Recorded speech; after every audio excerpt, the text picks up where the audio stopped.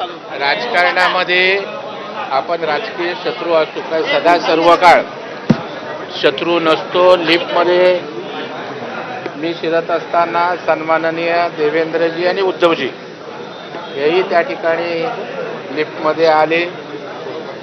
मिलिंद नार्वेकरही सोबत होते आणि त्यावेळेला कोणीतरी असं सांगितलं की आपण दोघं एकत्रित आहात बरं वाटतं। तर उद्धवजी म्हणाले की ह्याला पहिलं बाहेर काढा।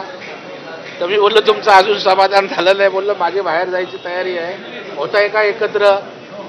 बोलता तसं करा। तर त्यानंतर थोडासा हास्य विनोद झाला। आम्ही लिफ्टमधनं बाहेर आलो, पण उद्धवजी विरोधी दिशेला गेले, आम्ही सत्तेच्या दिशेला गेलो। म्हणजे त्यांची मानसिकता विरोधी पक्षातच राहायची आहे, सत्तेच्या दिशेला ते आले नाही।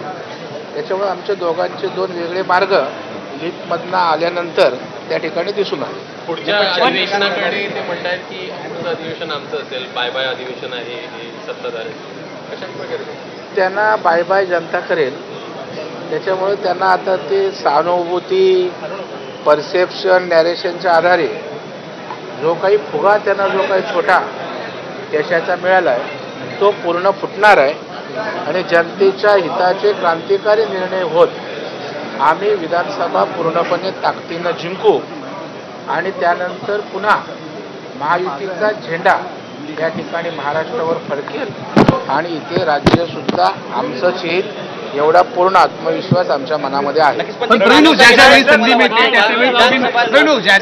मिळते त्यावेळी उद्धव ठाकरे नाही, मला वाटतं बघा राजकारणात आम्ही कोण एकमेकांच्या